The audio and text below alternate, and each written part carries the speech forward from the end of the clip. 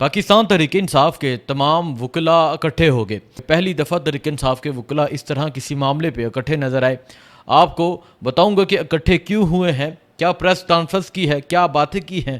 اس کے علاوہ آج صنم جاوید کو اسلام آباد ہائی کورٹ سے بہت بڑا ریلیف ملا ہے، اور اس ریلیف ملنے کے فائدے کس کس کو ہوں گے یہ بھی ذکر کریں گے۔ اس کے علاوہ تحریک انصاف پہ جو پابندی کی بات کی جا رہی ہے اس پہ بات کریں گے۔ آج پاکستان تحریک انصاف کے پارلیمنٹیرین باہر نکلے، یہ تمام چیزیں آپ کے سامنے رکھیں گے۔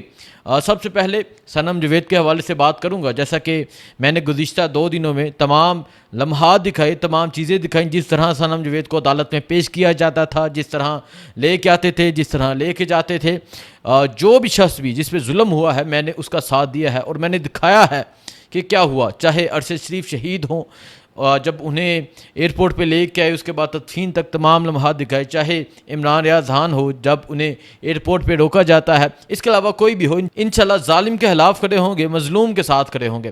بات کرتا ہوں صنم جاوید کی۔ صنم جاوید نے ایک سٹیٹمنٹ دی تھی، اس کے بعد صنم جاوید کو جس طرح کبھی کسی تھانے میں منتقل، کبھی کسی مقدمے میں نامزد کر دیا جاتا، 15 مرتبہ صنم جاوید کو مختلف مقدمات میں گرفتار کیا گیا۔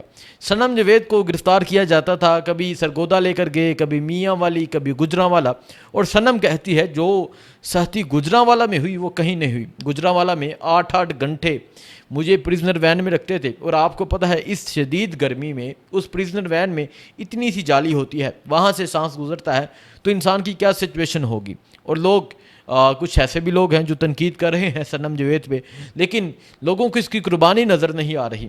جو لوگ تنقید کرتے ہیں انہیں چھوٹا سا مشورہ ہے کہ آپ جیل میں جائیں، جیل میں آپ جا کے 14-15 مہینے گزار کے آئیں، پھر بتائیں کہ جیل کیسی ہوتی ہے۔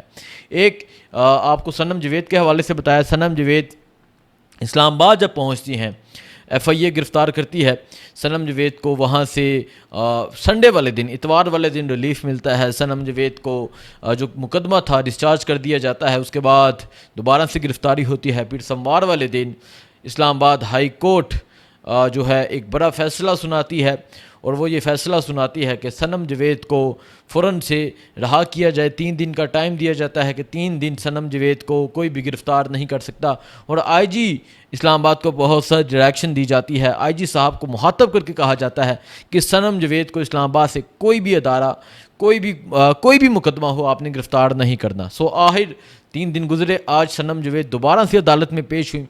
آج بڑی خوش نظر آ رہی تھی، یقیناً ان کو محسوس ہو رہا تھا کہ آج مجھے جسٹس میاں گل حسن کی عدالت سے انصاف ملے گا۔ انسان کو یہ فیل ہو جاتا ہے کہ آج اسے انصاف ملنے جا رہا ہے۔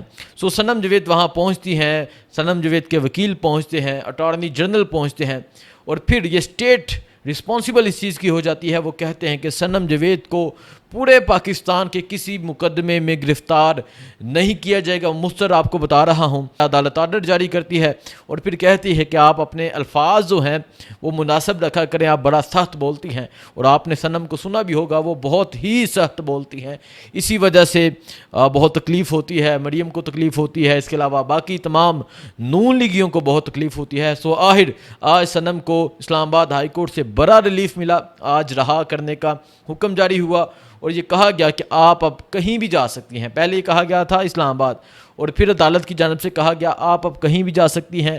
پہلے عدالت کی جانب سے کہا گیا تھا کہ آپ نے بولنا نہیں ہے، اب کہا گیا آپ بول بھی سکتی ہیں، آپ لیکن الفاظ مناسب رکھنے ہیں، آپ نے سخت الفاظ استعمال نہیں کرنے۔ صنم جاوید رہا ہوتی ہیں، اس کے بعد بائیو میٹرک کے لیے دوبارہ سے عدالت پہنچتی ہیں، اور پھر صنم رہا ہونے کے بعد عدالت سے ریلیف ملنے کے بعد فوراً سے قومی اسمبلی پہنچتے ہیں۔ ایسا محسوس ہو رہا ہے جو قومی اسمبلی ہے وہاں صنم جاوید پہنچیں گی۔ صنم جاوید وہاں پہنچتی ہیں، تمام تحریک انصاف کے پارلیمنٹیرین صنم جاوید کا استقبال کرتے ہیں، اور پھر سب بہت خوش ہوتے ہیں صنم جاوید کو دیکھ کے، سب اس کی قربانی کو سراہتے ہیں۔ صرف صنم نہیں، دیکھیں ایک صنم نہیں ہے، پاکستان میں 52 لوگ ایسے ہیں گجرانوالا میں جو جنہیں 5 سال قید ہو گئی ہے۔ اس کے علاوہ کچھ ایسے لوگ ہیں جنہیں ہتھکڑیوں میں عدالت میں پیش کیا جاتا ہے وہ قیدی 804 کا نعرہ لگاتے ہیں۔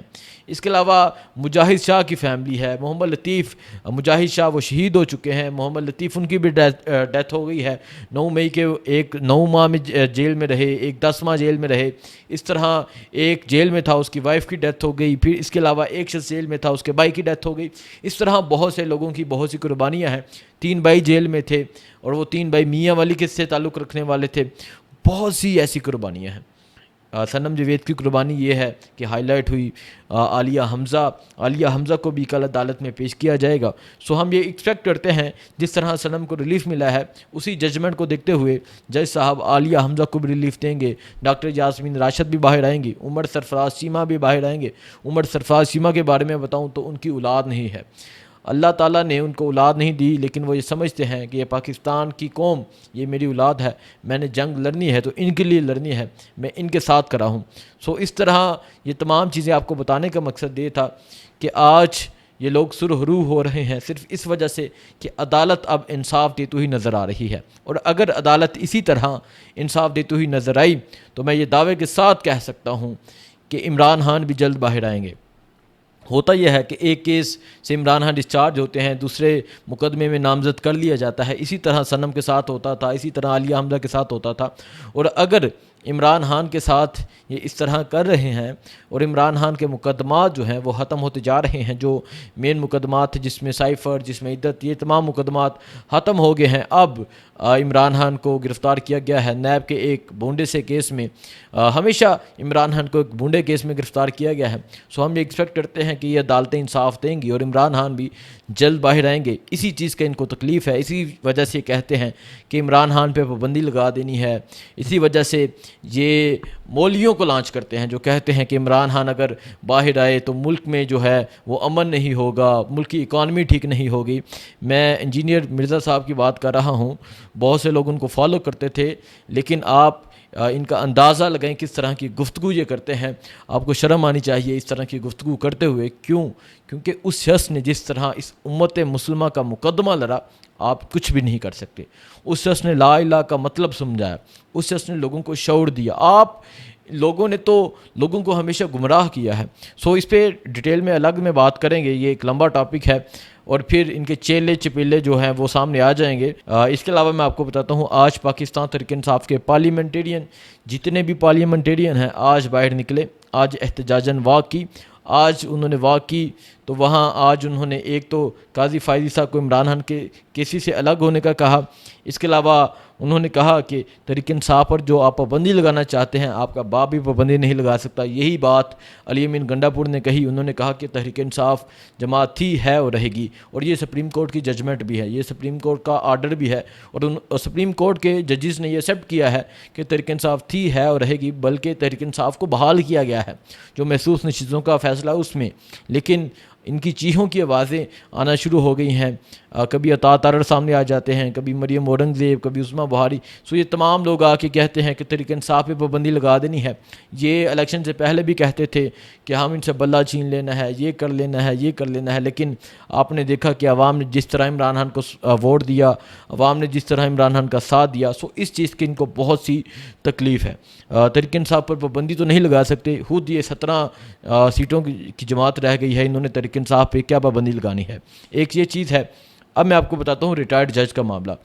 آج پاکستان تحریک انصاف کے تمام وکلاء اکٹھے ہو گئے ہیں، اور معاملہ کیا ہے ریٹائرڈ جج کا جو سپریم کورٹ میں یہ لگانا چاہ رہے ہیں، اور وہ آج مطالبہ کر رہے ہیں کہ جب تک نین ججز نہیں آ جاتے ان ججز کو نہیں لگایا جانا چاہیے۔ یہ سمجھتے ہیں، یہ چاہتے ہیں کہ اپنی مرضی کے فیصلے لیں، کیونکہ انہوں نے محسوس نشستوں کے معاملے میں دیکھ لیا ہے کہ ججز اب انصاف دینے لگ گئے ہیں، کیونکہ محسوس نشستوں کا معاملہ ایک بہت بڑا معاملہ تھا، بہت بڑا فیصلہ تھا، اس سے ایکسٹینشن بھی جڑی ہوئی تھی، اسی وجہ سے بہت سی تکلیف ہو رہی ہے۔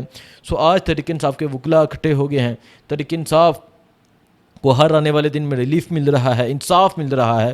دیکھتے ہیں آگے کیا ہوتا ہے، آپ کو اپڈیٹ دیتے رہیں گے۔ مجھے دیجیے اجازت، اللہ حافظ۔